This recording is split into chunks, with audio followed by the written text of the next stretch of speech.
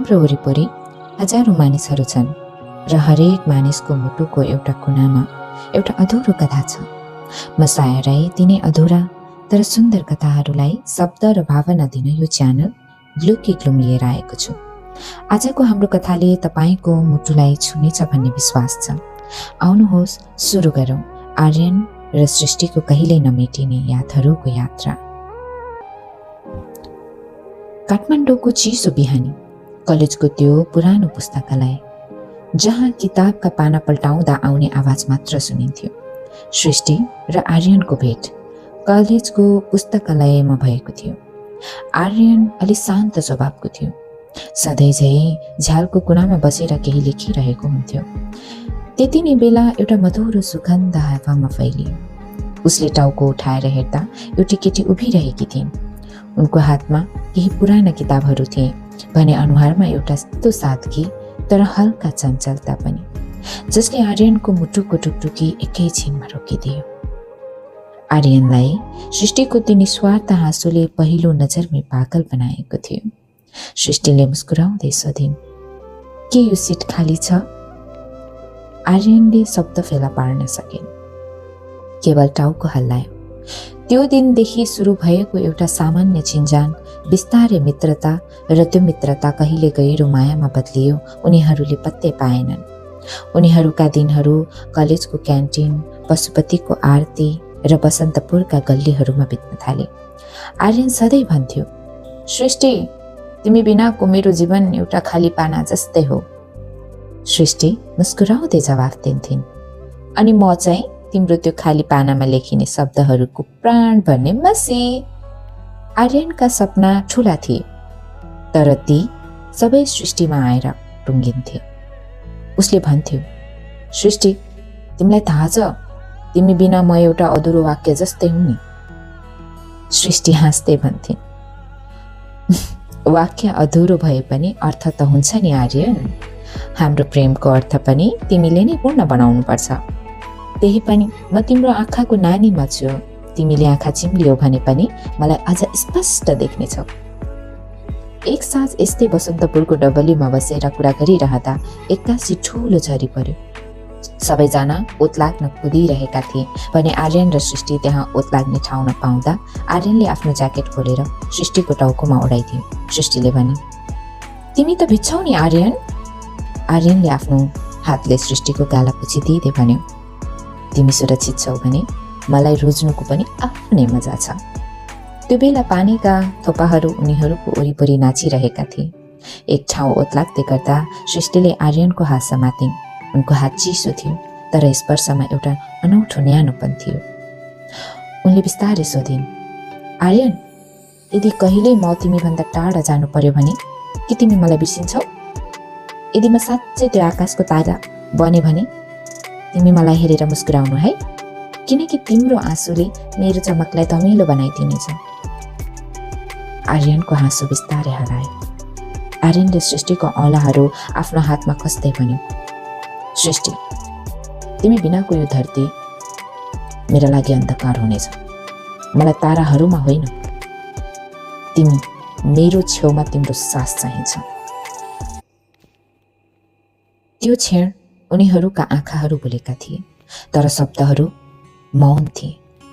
त्यस्तै कलेजका ती दिनहरूमा एउटा यस्तो पल थियो जसले उनीहरूलाई प्रेमको शब्दभन्दा माथि पुर्याए। कलेजको वार्षिकोत्सवमा आर्यन स्टेजमा कविता सुनाइरहेको थियो। हलभरि मानिसहरू थिए, तर आर्यनको नजर केवल अगाडिको सिटमा बसेकी सृष्टिमा थियो। कविताको अन्तिम पंक्ति थियो, मेरो हरेक शब्द तिम्रो मुस्कानको ऋणी छ। त्यो सुन्नासाथ सृष्टिको गाला लाजले रातो भयो। कार्यक्रम सकिएपछि उनीहरू कलेजको छतमा भेटे। सृष्टिले बिस्तारै आर्यनको सर्टको टाक मिलाउँदै भने, सबैको अगाडि त्यस्तो भन्नुपर्छ त?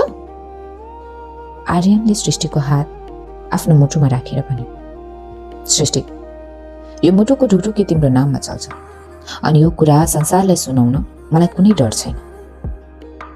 त्यो साँझ अस्ताउँदै गरेको सूर्यको मधुरो प्रकाश उनीहरूको अनुहारमा परिरहेको थियो। सृष्टिले आर्यनको काँधमा टाउको राखिन् र उनीले महसुस गरिन् कि पूरा ब्रह्माण्ड नै उनीहरूको प्रेमको साक्षी बनिरहेको छ।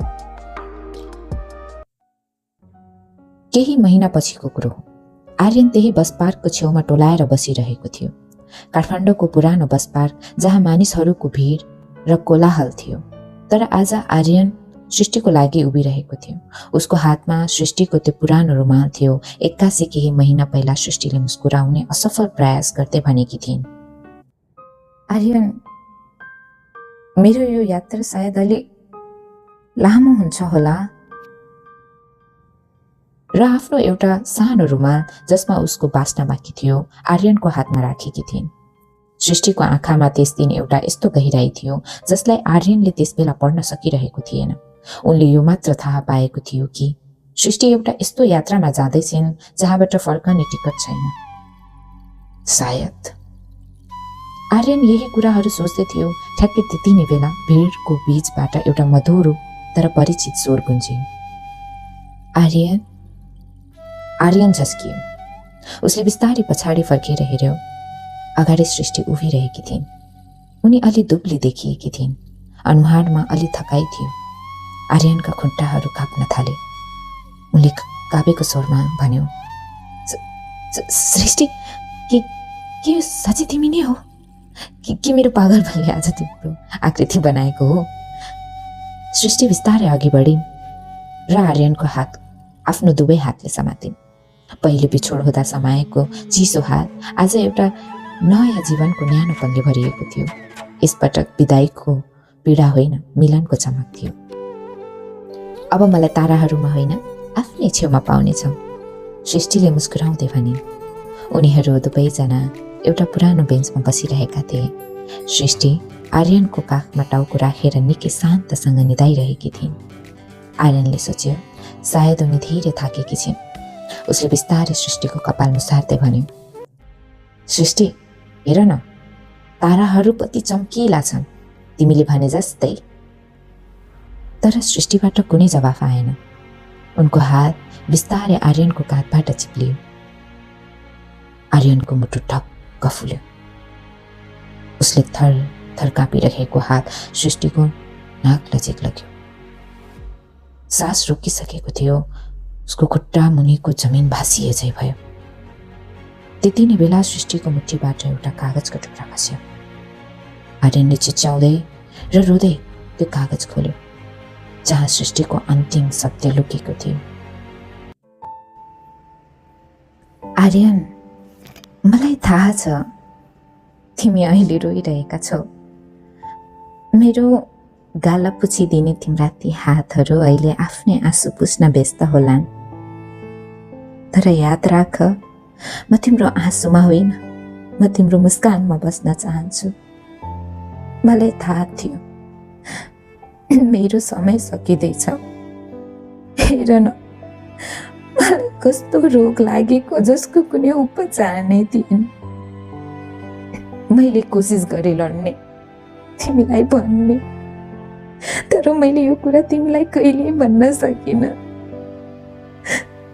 डाक्टरले मलाई अस्पताल बस्न भनेका थिए, तर म मेरो अन्तिम पल सेतो भित्ता र मेसिनको बिचमा होइन, तिम्रो न्यानो अँगालोमा बिताउन चाहन्थे। तिमीलाई पीडा होला भनेर मैले यो मृत्युलाई एउटा लुकोमारीको खेल बनाएँ। मलाई माफ गरिदेऊ है। तिम्रो हात समातेर तिम्रो काखमा बिदा हुनु पाउनु नै मेरो लागि स्वर्ग र सबैभन्दा ठुलो जित हो। आर्यनले सृष्टिको निर्जीव शरीरलाई छातीमा कसिलो गरी टाँस्यो र रातको सन्नाटालाई चिर्दै चिच्यायो, सृष्टि!